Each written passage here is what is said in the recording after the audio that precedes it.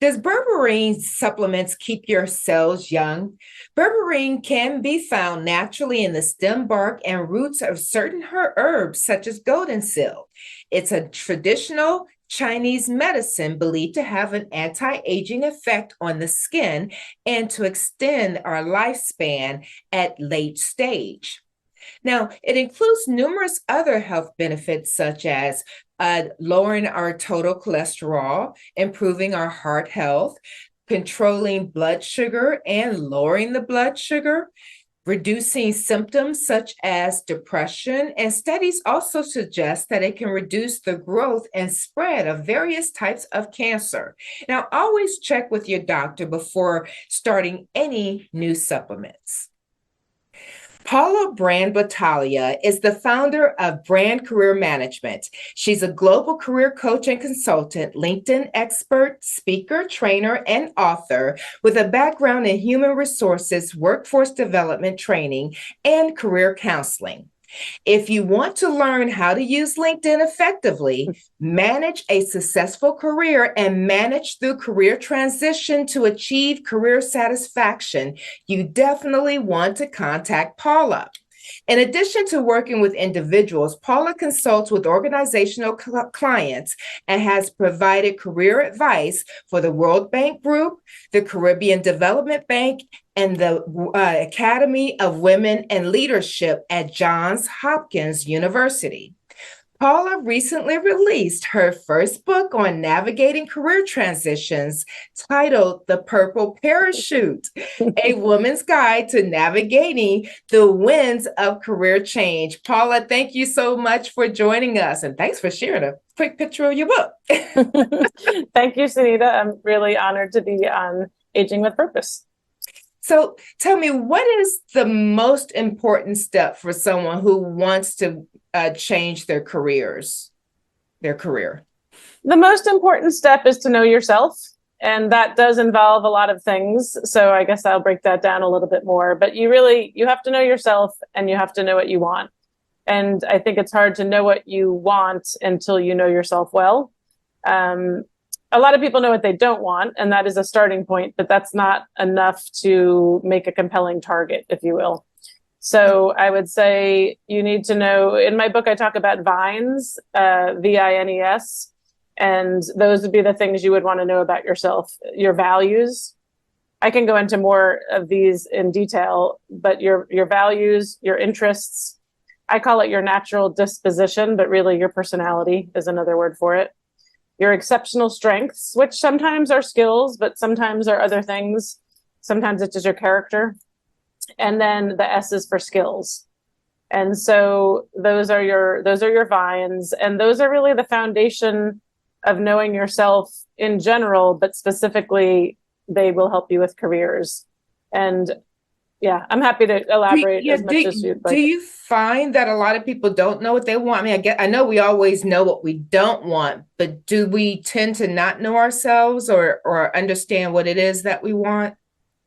I think that's pretty common. I think that's often where people don't know where to start, and they think it's brushing up their resume, but really it's not worth starting. You can start the exercise of writing your resume, and that can be a good practice to remember your accomplishments and things like that. But your resume should really be targeted. So if you don't know what you want, you're just writing something broad and general. And when you know what you want, you will use certain keywords and you will write in a certain style to appeal to the audience for whatever job target you have. So that's why it's very important. So I think that people know themselves, but maybe not. You'd be surprised if you walk up to 10 people and ask them, what are your top 3 values? I think you'll find that most people can't answer that question off the top of their head. Or they might say, oh, love, family. But when you look specifically for career work, you would look at work values, like to make a lot of money, to make an impact in the world, to be respected for my knowledge, to have work-life balance. So it's a little different. There are life values, which are a good starting point. And then work values get more specific to the values, the things you value in a workplace. And those values is an interesting one because most people don't get it. A lot of people think values have nothing to do with work. But it is really important. If you, for example, if you believe in the environment and climate change, and you think that the earth needs to be cared for more carefully, you wouldn't want to work at a job for a company that is known to pollute or to had toxic waste dump or something. And people think, oh, well, it's just, I'm just an accountant at that company. But really, and you might last a year or two, but over time, your values will conflict with the company values. And that's when you get to the point where sometimes you just have a sick stomach walking in the door and you don't know why. So values are really, really important for career work, to have a satisfying job, to have a satisfying career. So interests, I think, is a little bit more obvious. Sometimes people say to me, I love sports, so I want something in sports, but that could be selling a lacrosse stick, or that could be working at an arena that holds sporting events, or that could be, so many things. Sports related is a good starting point, but it's way too broad. You're looking for a job title. What job title are you looking for that relates to sports? And then personality, I think, is important, because if you are a strong introvert, you probably don't want a people-facing job where you have to see 500 people a day. So the personality, I think, is probably the most obvious to most people. And then the exceptional strengths, that's sort of a little bit of an intangible piece, I'd say. There is a free assessment that I'll just say out loud to your listeners. It's called the Standout Assessment, but it was created by Marcus Buckingham. So you would go to marcusbuckingham.com, and when you land on that page, there's a free Standout Assessment. He created it during COVID and opened it up, and he said it's free now, but it's never changed. So it'll probably still be available when someone is going to look for it. And he is the creator of StrengthsFinder before it was sold to Gallup. So it's similar. StrengthsFinder, you get your top. Have you ever done that by chance? No. Okay, so that one is, you come up with, after taking a series of questions, you come up with your top 5 strengths out of 34 talents, whereas standout is your top 2 strengths out of 9 talents. But like mine is equalizer and advisor, but some of the other words are connector and pioneer. So they're a little more ambiguous. They're not quite as straightforward as I'm great at organizing, I'm great at selling, but they are good for marketing, for branding, and for knowing yourself well. And then, of course, the skills would be the last piece. Transferable skills are important to know, because you might be excellent at, say, being a nurse, and there are specific skills that are specific to nursing, like taking blood pressure or using medical equipment. But there are a lot of other skills with being a nurse. And of course, there's so many types of nurses that even that is specific. But just generally speaking, a nurse has to listen. They have to evaluate. They have to make a diagnosis. They have to be patient and empathetic, especially if a patient is in pain. And those skills could be related and transferred to other arenas, like teaching or supervising, or even coaching or career coaching, or even life coaching, right? Because the empathetic listening. So it's important to know what your transferable skills are, because some of your skills might be something you did that's not applicable, like a forklift driver, right? I mean, like, that's very specific skill. So usually skills fall into three categories, but the most important for changing careers is transferable skills. So is that what most people come to you for that career transition, to discover where they are now, what they have now, who they are now, where they can go as far as the next career? What's a better direction to pursue? Yes, I would say the majority of my clients come for career transition, but I do also have clients who want to move ahead. Maybe they're actually happy in their job, but they might have a workplace issue, like a bad boss, or they don't want to have an hour commute anymore, or something like that specific. The other way I help people is with LinkedIn. I'm a real LinkedIn geek, and so I can look at someone's profile. I meet with people for an hour, go over their profile, let them know where they could develop it more, what's working, what's not. Mm-hmm. So I would say, and those are individual clients. So I also work with organizations, and those are usually speaking engagements, or sometimes working with a group, maybe a group of people being outplaced, doing outplacement work, or sometimes just career advising. So I did work as a consultant at the World Bank for 5 years. And in that role, I would consult with or advise their current employees. So, so that was really no different than the work I do with my private clients. It's assessment. And then I'm also thinking it's not always career transition out of that company. It could be maybe, an accountant who wants to go to the next executive level, but don't know how to promote herself, how to pitch herself, I guess, if that's the correct term. For sure. Yeah, that is, we usually call that that could be developing in place, okay, which means you like your role, but maybe you don't like your team, or you don't like your location, or there's one piece of your job you hate, and you want to maybe sort of reshape your role in that company.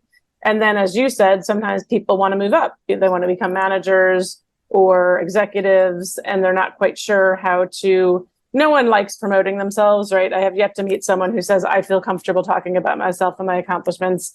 I've never met anyone who said that. And honestly, if someone did say that, they would probably come across as arrogant. So it's a fine line.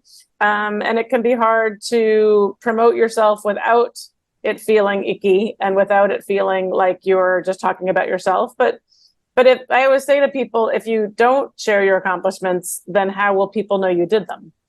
Right? I mean, people aren't mind readers. You can't just look at me and know I wrote a book, right? I can't look at you and know you wrote a book. Like, we'd have to have some other context, or you'd have to share your website that shows you had a book, or you'd have to say, I'm an author, or you'd have to give us some clue. So that is also another way that I can help people. Yeah. Is and does that tap into the website the resume consulting? Because I have a part-time recruiter job. And one of the main things that's puzzling to me is that I'll get resumes, and from people who are not necessarily young people, older people, and they'll have their job title. They won't have a company name. They won't have the years that they've been there. And sometimes there's no description, a quick synopsis of what they did at that company. It's just like a list of one job, and they'll have another. It's just the most bizarre thing to me. And of course, I'm rejecting them because a lot of our positions will have 3 years required experience in that certain field. I don't know if you had 3 years, because all I'm doing is seeing a position. I don't know if you have Excel experience or can manage people, because you don't have a description, a synopsis of the things that you did on that job. Is that something you come across a lot? Because it blows my mind. Yes, it is. And just to add to your blowing your mind, when I did work in HR at one point in my career too, and it always amazed me. I worked in a nursing home as the HR manager, and I would run an ad for a nursing assistant, and accountants would send me resumes, and it's like, did you read the ad? So it is a little mind-boggling. I do think there are some people who just throw anything out to see what sticks, and it is unusual. I will say this, I don't write resumes for people. There are people out there who are resume writers. I do have a resume writer certification. I can give you feedback, help you develop it, but I don't literally type it for you, hand it to you, have you, give me feedback, and then we go back and forth. But like I said, there are plenty of people out there who do that.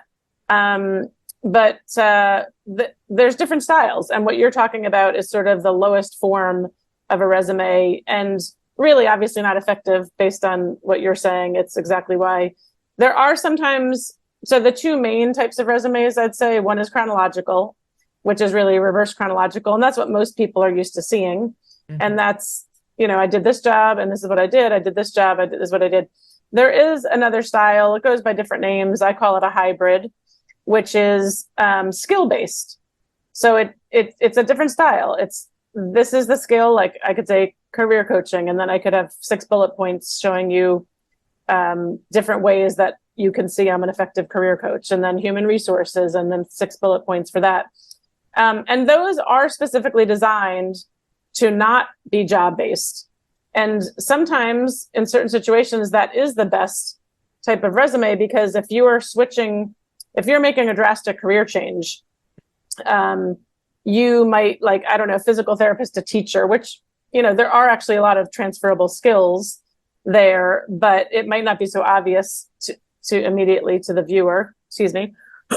And so sometimes people might do a skill-based resume or a hybrid resume on purpose. And when you do that, you have your name, contact information, basic stuff on top. And then you have skill, bullet points. And then towards the bottom, you would have something similar to what you're talking about. Okay. Where you would just have like the company name, the title, the dates. Mm-hmm. Now, and it's on purpose. It's strategic so that because the last job you had, if you did a chronological resume, the reader would look at that and say, well, I'm not trying to hire a physical therapist. I need a teacher. And they would immediately go into the no pile. So you could start with teaching skills, because maybe you taught people physical therapy, right? And so that is a strategy. And so you will see those types of resumes, and they are more common these days because so many people are changing careers. But truly, when you have no dates, it's there's usually something unusual there. Like maybe someone took 10 years off to raise a family, or truly someone may have been in jail, or there's some reason they're not giving dates. And that's makes them very ineffective, because someone like you on the hiring end you don't have time to call and ask, oh, can you please clarify? And I think that's what people don't get. I'm not calling everyone. So when you work with a client, you help them understand what they need and their skill sets, all of that. Do you help them to decide, although you don't do the resume, help them decide as part of their strategy which resume is better for them? And then I understand you help with interviewing skills. So you're sort of like a coach through the whole process? Yes, I would say I'm a career coach from beginning to end. And if someone works with me, I would say my services fall into two halves. The first half is figuring out what you want. So if you don't know what you want, that would be the starting point. And we would do 4 assessments, and we would meet once a week for each assessment. And you do the assessment on your own, and then we interpret it together. So you're paying me for the time that we are together and interpreting the results of your assessment. So like a skill scan is something I use for looking at transferable skills. And then after those 4 sessions, there is some work that the person has to do on their own that I cannot do for people, which is the research. So if we've done all 4 assessments and it looks like teaching might be a possibility, maybe there's 3 things: teaching, training, right? Because they're similar but different, and maybe fundraising or something. And so then I would show you the tools and explain what informational interviews are. And then it would be on you to go through the process of actually meeting with people who do teach, who do fundraise. And I have a handout to give you questions to ask, but it is a process of going through to find out, is this really a good fit? Because just because an assessment says it's a good fit doesn't actually mean it's the best fit. It's just taking some data, making suggestions, but you have to flesh out those suggestions. And then when someone has done that work and said, okay, Paula, I've narrowed it down to 2 or 3 job targets, then we pick back up and do the last 4 sessions, which would be 1 session on job search methods, 1 session on looking at your LinkedIn profile to see if it's appropriate for your target. Looking at your resume would be another session to make sure, again, that you're using the language and the style of what your target is, not what you used to do, but what you're going for. And then the last session would be a mock interview. So if someone was to meet with me from A to Z, it would be 8 sessions. Sometimes people only need the last 4. Sometimes people come to me and I've been an accountant for 30 years. I want to stay an accountant. I love accounting. So then they don't need the first half. Okay. I love that. Yeah. And then I also I do also do some one-off things like salary negotiation. That's not in my standard 8, but a lot of times that comes up and I can easily help someone walk through that process. Or like I said before, sometimes someone just wants me to help with them with their LinkedIn. I like that, because I think people are generally afraid of asking for more. It's very surprising, but Yeah. I've never heard of someone taking away a job offer because they asked for more money. Mhm. But yet people are don't afraid is the right word, I think, concerned. And statistics show that more often than not, women specifically are less inclined to ask than men. Mhm. So, but it's so important because there's a book called Women Don't Ask, and I'm blanking on the Linda Babcock, I think, is the main author. And it's been around a long time. She has different iterations of it, but there's a statistic in there that's just amazing that basically says that, over a lifetime, you might lose out on, I think it's like $250,000 to $500,000 just by not asking even the first time, because it compounds itself. Yeah. Right. So you don't ask, you're 18 and you think, I'm not going to ask, but then you end up staying in that field. And then the next employer unfairly, and in some states now illegally, will ask you what you're making. And mistakenly, some people answer that question, that's like the one thing is you never give up that leverage, because that's the one thing you do know that they don't know.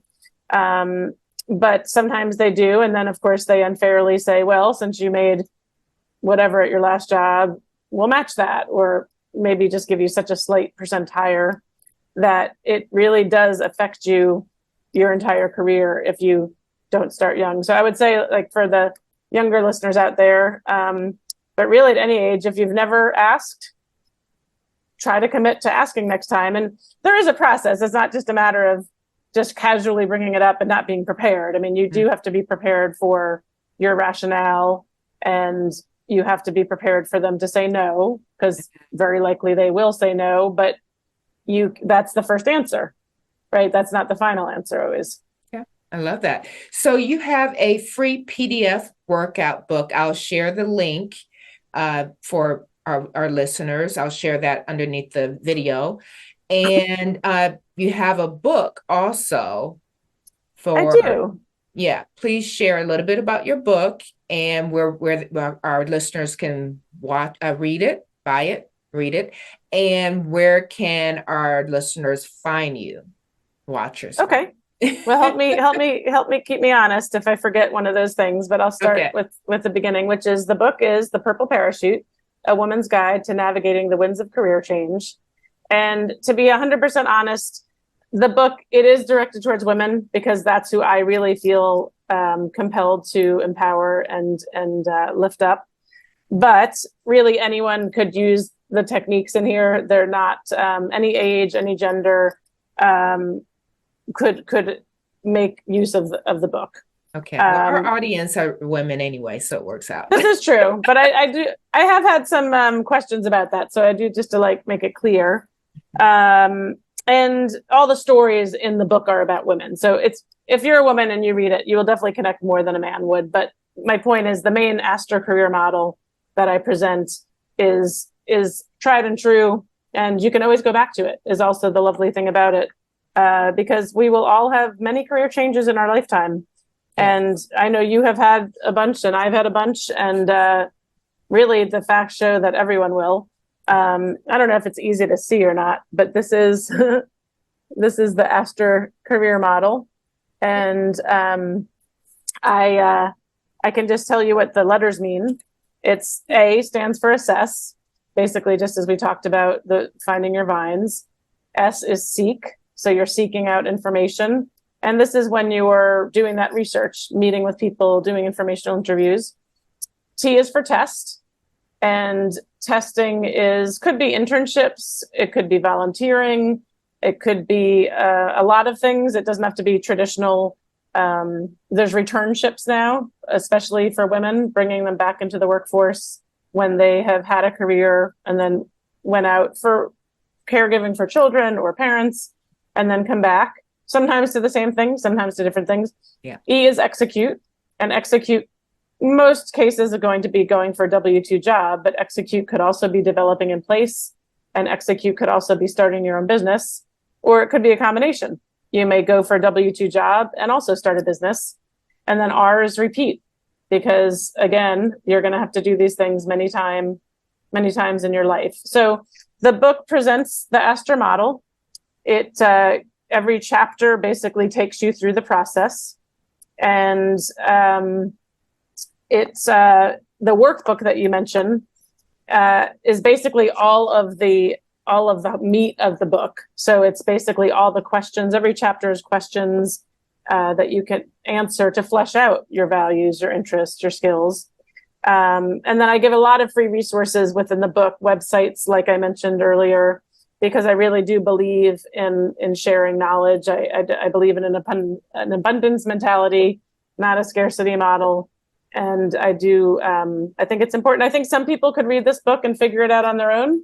I think other people might need more help, and that's fine. But I thought I'd provide the workbook just for those people who want to cut to the chase and answer the questions and try to figure it out. So I encourage you to download that. You do have to give up your email, but I think most things work that way these days. But I think you're getting a great value. And I will mention one other thing about the workbook. If someone runs a book club or job club, the questions can be used for individuals, but they also can be used in group settings. So it can be an interesting for someone who may be as a volunteer. Like I noticed on your LinkedIn profile, you do a lot of mentoring. So if you were mentoring someone in their career, you might suggest someone download that workbook to help guide themselves. Wonderful. It's a good resource. Do that. And your website, so a potential client can find you, is? So the easiest is www.paulabrand.com, and that's my name. So it's PaulaBrand. My middle name is Battaglia, my maiden name. And so the book does have 3 names, Paula Battaglia Brand. But for simplicity of a URL, paulabrand.com. Okay. If you specifically just want to go to the book page, it's www.purple-parachute.com. So you can either go to that URL or you can go to paulabrand.com, and one of the buttons on the top says my book. Both of those things will get you to the same page. And then when you land on that page, you can click on a link to take you to Amazon. There's a link to take you to Barnes and Noble. And then there's also a link, if you buy it from me, I will sign it and, inscript it with your name. And I will send you this bookmark, which kind of goes with the theme, which I can't do, obviously, if you buy through the other retailers. There's no way for me to get this into the book.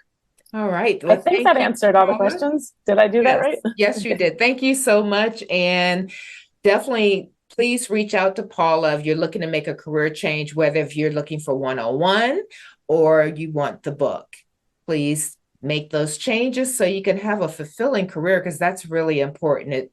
It affects our whole lives. If you're miserable at work and unhappy, it affects everything. Life is too short to be miserable at your job. That's what I would say. Oh, and just to mention, because this is something new I'm going to try in September 14th, I'm going to start a class based on the book that basically walks you through an 8-week class.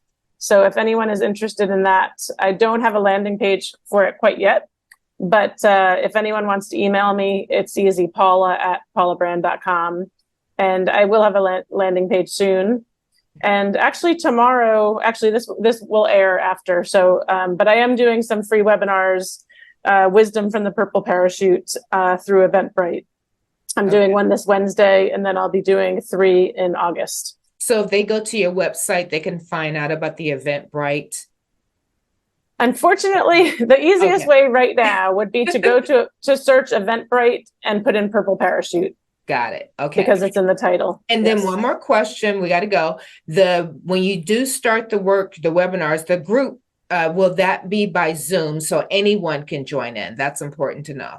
Yes, the class will be by Zoom, but live. And the free webinars, like the one this Wednesday and the ones in August, will also be through Zoom, correct? Perfect. All right. Yeah, because you're not going to be airing until after this Wednesday's webinar. Perfect. So, okay, well, there'll be 3 opportunities. You'll miss one. You guys, you'll miss one, but you can catch the others. Excellent. If anyone has any questions or any follow-up questions, feel free to email me, paula@paulabrand.com, and you can just say, I saw you on Aging with Purpose and I was interested or had a question about, and we can take it from there. Perfect. Thank you so much for joining us, Paula. Thank you so much. It was Really a pleasure to be here and to meet you. Thank you.